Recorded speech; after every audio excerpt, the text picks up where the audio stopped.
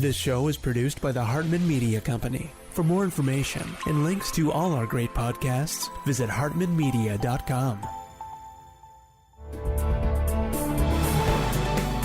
Welcome to the AIPIS show for accredited income property investment specialists and those who aspire to be. If you're a real estate, mortgage, or financial professional, this is the place for you. We'll explore innovative investment analysis, sales, marketing, and income-generating strategies for the most historically proven wealth creator, income property. Learn from the experts as they show you how to build a better business and a better life. It's my pleasure to welcome Jonathan Slane to the show. He coaches high-growth leadership teams across the United States to implement the Entrepreneurial Operating System, otherwise known as EOS. And there's a well-known book entitled Traction, which I have read and I'm a fan of. He is also the founder, I believe, of a website with a great name, Recession.com. How do you like that? He's author of Rock the Recession, How Successful Leaders Prepare for and Thrive During and Create Wealth During and After Downturns. I think I messed up that subtitle a little bit, but you get the idea. Jonathan, welcome. How you doing? Let's rock. Thanks for having me, Jason. Sounds good. So people are out there saying, will there be a recession? And I say to them, there will definitely be a recession. One is always coming. The only question is when, how deep, what will it start with, what type, what flavor of recession will it be? But it's definitely coming, folks. Okay, let's put that idea to bed. There's definitely a recession on the way. Exactly when, we don't know. But how can we prepare for a recession, not just in terms of battening down the hatches and, being defensive, but as a famous football coach once said, the best defense is a good offense. How can we grow during a recession? The first thing is that I don't think we're just talking about economic recessions. So if you're an investor and your largest investment goes sideways, then you're in a recession regardless of what's going on in the economy. Mm-hmm. If you're doing a deal and you find out that one of your partners embezzled $50,000 from you or $1 million from you, that's going to put you and your investment in a recession. And so a lot of these things, or if there's a regulatory change, like has happened in many states recently, you could be in a recession agnostic of anything going on in the greater economy. And so I gotta ask you about that one. Are you referring to my former home state, the Socialist Republic of California, and their crazy? I mean, is California trying to commit suicide, or it's like nuts what they're doing? I mean, so people have always said that, but I'm referring specifically to rent control and the new killing of the gig economy through AB5 regulation. That is nuts. It's like just chase people out, what were you talking about? Not California, I guess. Well, no, I was talking about California. It was a different regulation that recently passed the legislature outlawing single-use plastics. And so for one of my clients that's in that business, all of a sudden their entire business model will have to change. The whole point of Rock the Recession, though, is how could you take advantage of some of these regulatory changes? If you were the one company that was really thinking about what you could do if that rule was ever to pass, if you could somehow leverage all the chaos that's created in order for that to be a big break for you. That's what the book is really about. I know that the common thing, Jason, is that for recessions, what you should do is you should cut overhead and you should cut expenses and you should fire people and just try to survive. Right. That book had already been written. My interest is a lot more in what would we need to do now as investors or business owners or entrepreneurs to be able to thrive in a recession, since those opportunities only come around once every 7 years. And in fact, we haven't had one in a little bit over a decade now. I think we're getting right. I miss it. I love me a good recession. There's a lot of opportunity in recessions. And, as a little aside, and I've said this often, and I think you'll be interested in this idea, is that I think a booming economy is really bad for human character. Everybody stops appreciating their customers.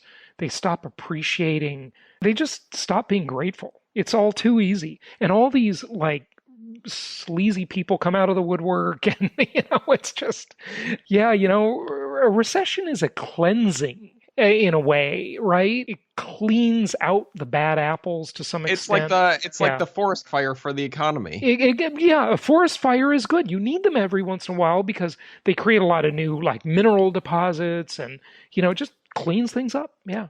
And I think what I'm seeing is a lot of complacency. Mm-hmm. And I'm guessing a lot of our audience may have started their business, may have started investing within the last decade. That means they've never actually even been through a recession. Yeah. And so for us, it's like, what could we do now if we've never had that experience to get ready so that we could be looking forward to it, so that we could pounce when it actually gets here? Right. And, you are so right. I remember years ago when I was in the traditional real estate business, I was always pretty willing to spend money to grow.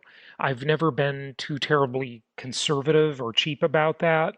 And when you spend into a recession, that's when you really can increase your market share, because there's this vacuum where your competitors are just sitting on the sidelines, doing everything you said, cutting expenses, letting people go, et cetera, et cetera. And so that's powerful. On that point, though, Jason, what I wanted to say is that one of the stories, I had the chance to interview Christy Hefner in the book, and she was— I met her. Yeah. Yep. So Hugh's daughter. And what she was telling me is that you're exactly right. When it comes to spending in a recession, that's what Playboy was thinking about in the Great Recession, was that for every dollar they could spend on marketing, mm-hmm. they knew they would get a bigger ROI. And I know that that's the podcast that we're on, because people paradoxically spend less in recessions on marketing. They start to cut back there, even though everybody cuts back. And so if you do have the guts, the intestinal fortitude to spend more on marketing in a recession, you'll get a much bigger ROI. Those dollars go further, there's less competition, and so you can build market share. The whole point of what we're talking about is that you need to commit to that now in the cool, rational light of day, rather than the emotional heat of night when we're actually in the recession, because it's very hard to follow through on spending into a recession once we're actually in it. Right. That's why I want the audience to really commit to that now, put it down on paper so that you're just following through when we're in the recession, so that you don't have to create the plan and then execute it. I think that's a good way to look at it. I want to remind our real estate people too. I know there's a lot of people doing good stuff with Airbnb properties right now, but Airbnb has never been through a recession. Every year of that company's existence has been an upswing in the economy. So just a word of caution. Okay, what can we do? Let's get down to some brass tacks here. What do we need to do? So decide now you're going to spend into it, right? You have a quiz on your website that's interesting. What are some of the questions we need to ask ourselves? The first thing would be, do you have a written plan for the recession? That's one question. Another one is, do you have enough debt available to you to be able to buy lots of good stuff in a recession? And that debt could be a line of credit that you have as a home equity line. It could be a business line of credit. It could be a signature line. I don't care what the source is, but in a recession, you want to have a war chest available to you so that you can be a buyer when everyone else is trying to sell. Jason, I think on that one, the reason that I bring it up is because I'm getting tired of every business book of all the advice being that you need to hustle and grind, and that's the only way to really get ahead.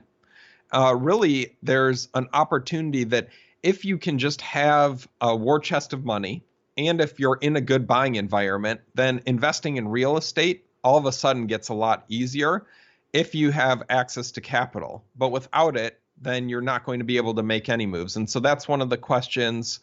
Also, I don't know, any of your audience have personal guarantees? I don't know. It depends. One of the questions is, have you discussed with your bank releasing personal guarantees, putting a cap on them, or extinguishing them altogether? Right now, you can actually have that conversation with your bank, right? Because banks are hungry for your business right now. But when we're in a recession, when you see that being announced on CNN or Fox, if you go to your bank and ask them to limit or cap your personal guarantees, they're just going to laugh at you. And so again, that would be one of the things I'd be looking at, is what are the opportunities to limit your personal exposure? And then from there, looking at things like, how can you make your business or your life leaner now so that you have more resources available to you. Mm-hmm. So per our earlier conversation, I think a lot of us have become complacent. Maybe we have bigger cars than we need, more expensive cars. Maybe we have several country club memberships that we don't need. If you could take 10% of your overhead or 10% of your personal expenses and use this as a wake-up call to trim that fat and to start putting that extra 10% into savings, then by the time that we're actually in a recession, you should have a nice pot of money to be able to go out there and buy and really get great deals. Mm-hmm. Okay, good. What about, I think you've addressed it to some extent, but maybe any other words on the psychology of dealing with oneself? It's amazing to me how, the day after Lehman Brothers collapsed, for example, over 10 years ago, that was sort of the landmark where everybody thought that's when the Great Recession really began. And interestingly, nothing really changed in terms of real assets in the world. You woke up the next morning after the terrible news and, thinking, oh, the whole world's falling apart. There was the same amount of oil, the same amount of gold, the same amount of real estate. It was all still there. There were no nuclear wars. Nothing got destroyed. It's like we're in this super symbolic economy, and real assets didn't really change. They didn't evaporate, It's just kind of interesting to look at things that way.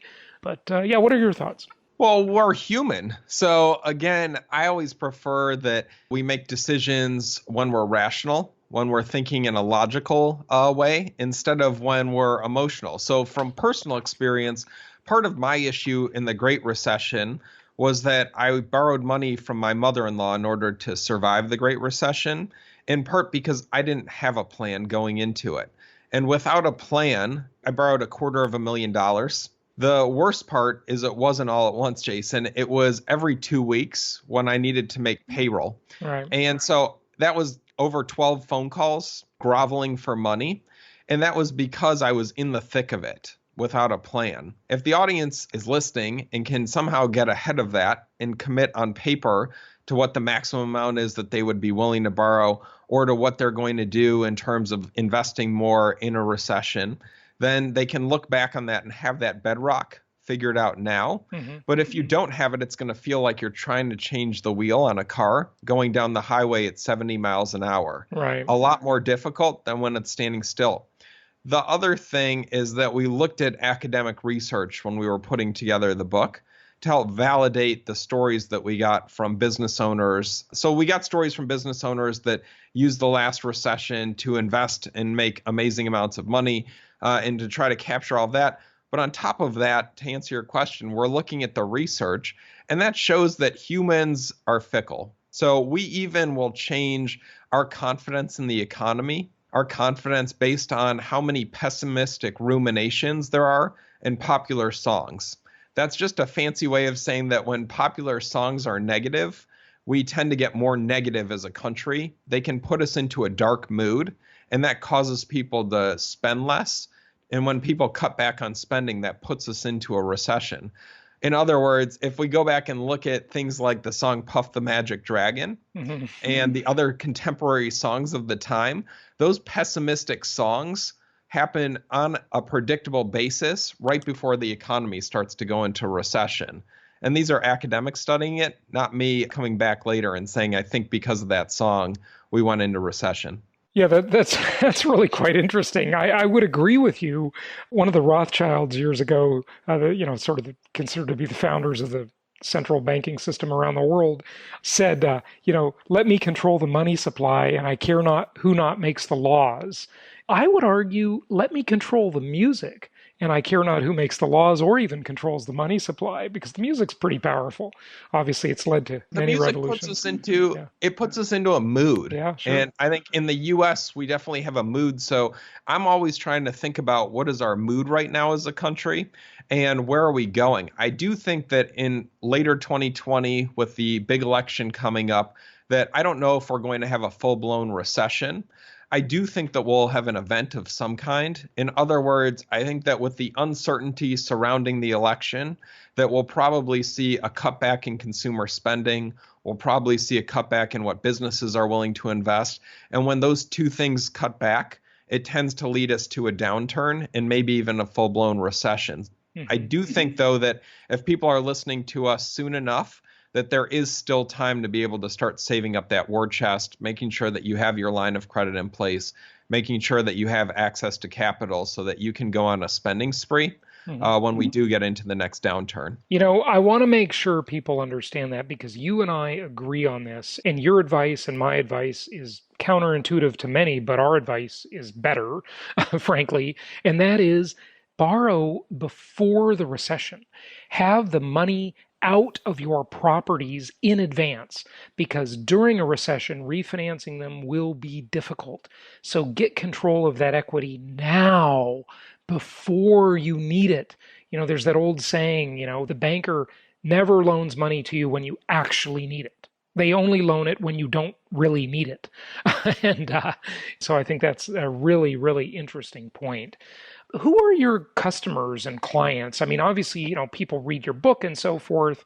Tell us what you really do. Like, what's the business in the back end? So I'm a strategic planning consultant. I work with leadership teams of companies that are looking to double their revenue and or their profit over the next 3 to 5 years. So generally high growth companies that are looking for opportunities like a recession to be able to get tremendous growth.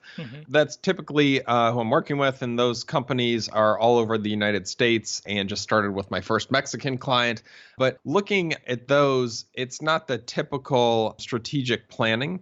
It's more looking at, if we've already done the things to start to get our business in order, to start to have a repeatable business, now how can we take it to the next level? How can we really break through? And what does that look like? So it's the more creative ways for us to grow a business from 5 to 10 million, or 10 to 25, or 25 to 100. What do those situations tend to look like? And how can we make that happen? Can you share a couple anecdotes of those ideas with us? A lot of the times it may be that you're doing something that's really weird. So for a construction company, what does it look like if you invest heavily in your IT department? So for most contractors, it's just about building something. But if you can go from building a building to providing a service, like helping the buildings that you build be more energy efficient, then you've really created intellectual property that adds a lot of value for the people that you're building the building for. And so it becomes less of a transaction and more of an intellectual property service. And so for all of the audience out there, how can you take whatever you're doing and make it less of a commodity? You want to get out of being the same as all your competitors, but a little bit cheaper or a little bit more valuable, to making it so that your competition is just irrelevant. Like, what do you need to do to your business to make the competition irrelevant? Because you're the only place on the planet that they can get what you have. And so for me personally, there's a lot of people that do strategic planning consulting.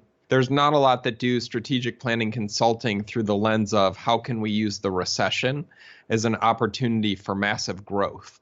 And so if you're piqued by that idea and interested, there's only a few places on the planet to get it. And right now we're talking to one of them. Yeah, very interesting, very interesting.